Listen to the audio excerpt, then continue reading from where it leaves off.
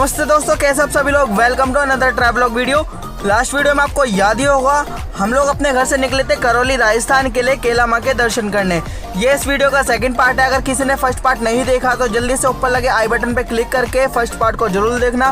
तो चलो चलते हैं आगे की तरफ। इस वक्त मैं भवन के प्रांगण में खड़ा हूँ। हमारे ठीक सामने भवन के गर्भगृह का निकास द्वार है और जब आप लोग यहाँ आओगे तो आपको निकास द्वार के ठीक बराबर में माता का बहुत ही विशाल ध्वज लहराता दिखेगा। और वैसे तो दोस्तों इस भवन का प्रांगण काफ़ी बड़ा है, लेकिन चैत के नवरात्रे में इतनी भीड़ होती है कि इस पूरे प्रांगण में पैर रखने की जगह तो छोड़ो, बल्कि पूरी मार्केट तक लंबी लंबी कतारें लगी रहती हैं।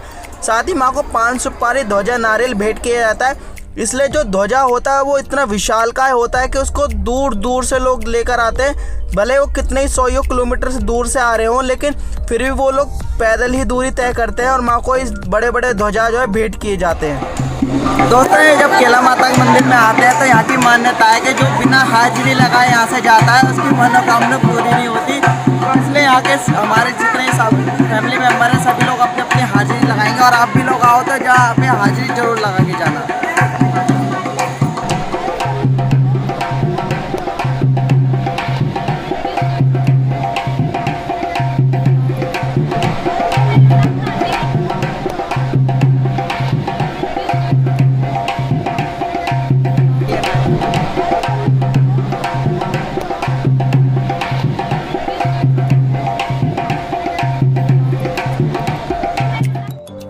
अब इसके बाद दोस्तों हम सभी मार्केट घूमे और मार्केट घूमते हुए चल दिए धर्मशाला की ओर।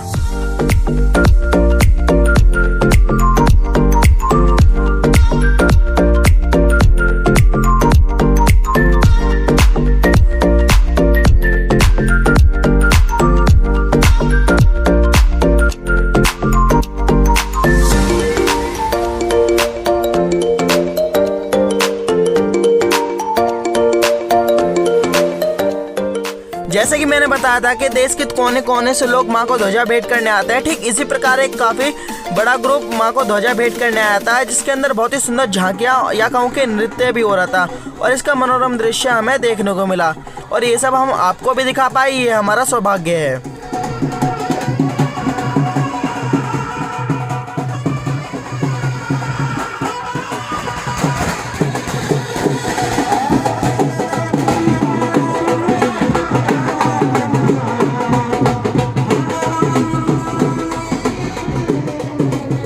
अभी शाम के 4 बजे हैं और मेरे साथ क्या सीन हुआ है, जब 12-1 बजे करीब हम लोग मार्केट घूमते हुए धर्मशाला पर आए थे तो बाकी सब तो खाना बनाने में लग गए, लेकिन मैं जो है लेट गया और लेटते मुझे इतनी तेज नींद आई कि मेरी आंख सीधा अब खुली है, वो भी 15 मिनट पहले। अब हम लोग यहाँ से सीधा जा रहे हैं गुफा वाली माता के दर्शन करने, जो कि यहाँ से 5-6 किलोमीटर दूर है और वो मंदिर माता का प्रथम स्थान है। इसके अलावा वहाँ पर बाबा केदारगिरी जी की समाधि भी है, जो माता के प्रिय भक्त थे और माता उनके संग चौपड़ खेला करती थी, इसलिए उस मंदिर को गुफा वाले बाबा के नाम से भी जाना जाता है। दोस्तों फिलहाल अभी हम लोग अपनी धर्मशाला से गुफा वाली माता मंदिर जा रहे हैं। एक बस हमारी आगे निकल चुकी है। इन तीनों को देखो। वैसे तो इस रोड पर जो है ऊँट गाड़ी चलती है, लेकिन इस वक्त सीजन नहीं है, इस वजह से ऊँट यहाँ पर बंद कर रखा है। इन्होंने अपनी गाड़ी को ही ऊँट गाड़ी बना दिया भाई, उसमें भी ऐसे उल्टे बैठते हैं, ये भी इसमें ऐसे उल्टे बैठे हुए हैं। दोस्तों अगर आप लोग केला माँ के दर्शन करने करौली राजस्थान चैत के नवरात्रों में आते हो तो आपको यहाँ पर बहुत ही मजा आने वाला है, क्योंकि यहाँ पर बहुत ही विशाल मेला लगता है, इतनी भीड़ भाड़ रहती है, पूरे मार्केट में रौनक रहती है। साथ ही जब अगर आप लोग यहाँ गुफा वाली माता के दर्शन के लिए जाओगे तो आपको इन रास्तों पर ऊँट गाड़ी मिलेंगी काफ़ी सारी, जिन पर आप सवारी करके माता के दर्शन के लिए जा सकते हो। और मैं तो यहाँ पर बचपन से काफ़ी बार आ चुका हूँ, तो इसलिए मैंने बहुत मज़े किए हैं।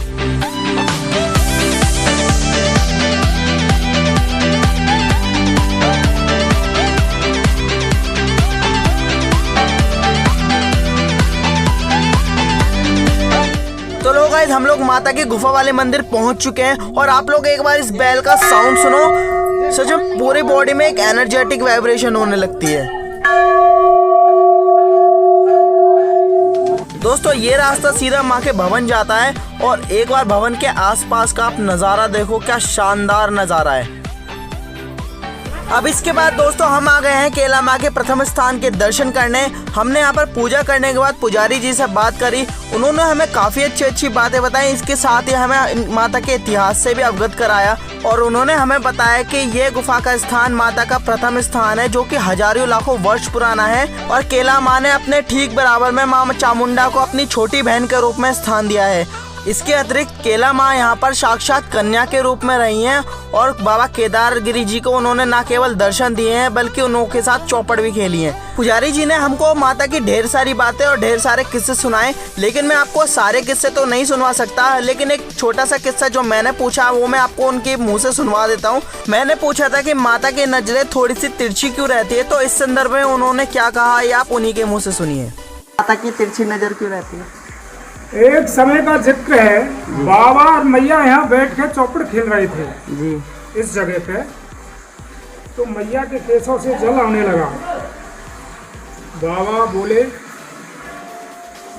कि ये बताओ आपके ये जल कहाँ से आ रहा है। मैया बोली कि आप इस बारे में मुझसे पूछोगे तो आज के बाद मैं आपको इस तरह से दर्शन नहीं दूंगी। तो हमें वचन हो गए कि दर्शन ही मत देना, फिर आप बताओ ये जल कहाँ से आ रहा है।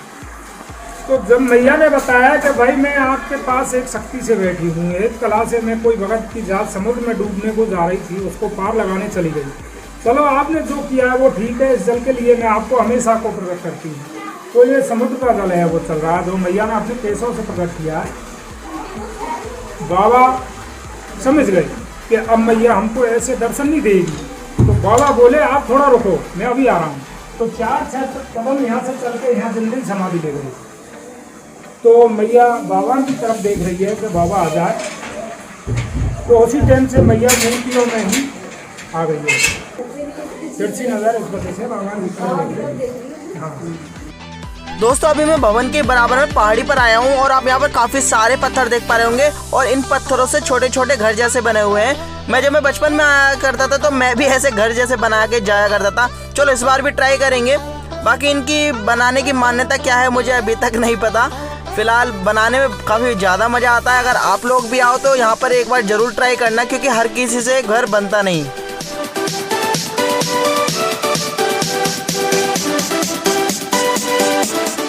भाई देखो बचपन में आता था तो 2 से 3 मंजिल तक का घर बना के चला जाता था, लेकिन अभी तो 1 मंजिल से ऊपर बन ही नहीं रहा। वो क्या है ना भाई, जैसे जैसे बड़े होते गए हैं भाई पाप भी बढ़ते गए हैं। खैर इंपॉर्टेंट बात ये है इसके 5 बज चुके हैं क्योंकि नीचे आरती भी चालू हो गई है और कहते हैं कि आरती के बाद यहाँ पर जंगली जानवरों का आने का खतरा बना रहता है, जिसके कारण 5 बजे के बाद मंदिर आने वाले रास्ते पर रोक लगा दी जाती है और इस मंदिर में भी सिर्फ पुजारी जी है उनके सहयोगी ही रुकते हैं। यदि कोई रुकना चाहे भी तो वो सिर्फ आरती के ख़त्म होने तक ही रुक सकता है, वरना यहाँ पर किसी को भी रुकने की अनुमति नहीं है।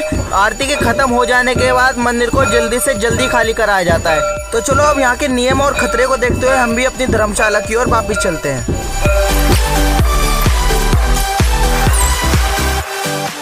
अभी शाम के 7 बजे हैं और हम लोग घूमते हुए केला माँ के भवन आए थे उनके दर्शन पाने के लिए, लेकिन यहाँ पर आने के बाद इतना अद्भुत दृश्य देखने को मिलेगा इसकी कल्पना भी नहीं की थी। हम लोग अपनी दिवाली पर अपने पूरे घर में दिए जलाते हैं, जबकि यहाँ पर प्रतिदिन आरती से ठीक पहले पूरे भवन के चारों ओर दिए जलाए जाते हैं, जिसका दृश्य बहुत ही अद्भुत दिखाई पड़ता है। इसके अलावा मैं आज का दिन अपने आप को बहुत ही लकी डे मानता हूँ, क्योंकि केला माँ हमारे परिवार में कुल देवी के रूप में पूजी जाती हैं, जिसकी वजह से मैं केला माँ के दर्शन के लिए काफ़ी बार आ चुका हूँ, लेकिन आज तक कभी ऐसा सुनहरा अवसर प्राप्त नहीं हुआ कि माँ की आरती के दर्शन भी कर पाऊँ। आज मैंने अपने परिवार सहित केला माँ की आरती के दर्शन किया और पूरा आनंद लिया। जो माँ की आरती है वो मैंने भवन के बाहर से ही बनाई है, लेकिन उसमें इतना मज़ा आया है कि पूछो मत। इसकी वीडियो मैं अलग से डालूंगा और डालने के बाद उस वीडियो का लिंक मैं इस वीडियो के डिस्क्रिप्शन में जरूर दूंगा, तो इसलिए इस वीडियो को देखने के बाद इसका डिस्क्रिप्शन जरूर चेक कर लेना। इस वक्त हम लोग अपनी धर्मशाला में आ चुके हैं, जो कि पूरी जयपुरी किले की तरह बना रखी है और अगर खिड़कियों में से झांक कर देखो तो भाई भूतिया महल से कम नहीं लगता। दोस्तों अभी रात के 9 बज रहे हैं और हम लोग धर्मशाला में रुके हुए हैं। फिलहाल अभी हम लोग मार्केट घूम के आए हुए थे और अपने संग जलेबी वगैरह खा लेते हुए आते, तो पन्नी तो पूरी खाली हो चुकी है खाते खाते। फिलहाल टाइम पास के लिए यहाँ पे लूडो चल रहा है, चारों के चारों यहाँ पे लूडो में लगे हुए और एक वहाँ लेटा हुआ है अपने फ़ोन में लगा हुआ है। थोड़ी बहुत देर टाइम पास करेंगे। भाई मुझे तो नींद आ रही है यार, मुझे गाड़ी भी चलानी होगी, इसलिए मैं तो सो जाऊंगा जल्दी। दोस्तों हम लोग जिस धर्मशाला में रुके हुए हैं ये धर्मशाला पूरे की पूरी एक पटिया टाइप के पत्थर से बनी हुई है। यहाँ पर किसी भी तरीके का ईंट वगैरह या सीमेंट का यूज ही नहीं किया हुआ, हर जगह बस पत्थर ही पत्थर है। अब ये देख लो पिलर से लेके हर चीज़ में पत्थर, इसकी दीवार हर चीज़ में पत्थर का यूज़ किया गया है। यहाँ तक कि इसकी छत में किसी गाटर का यूज़ नहीं किया गया है। लेकिन इसके फैन को टांगने के लिए देखो किस तरीके से पाइप लगाया गया है। और इसका डांस देखो और इनकी हालत देखो।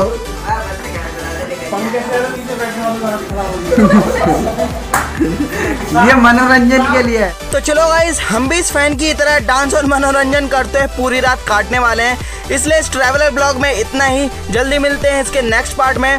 तब तक अपना ख्याल रखें और चैनल को सब्सक्राइब कर दें।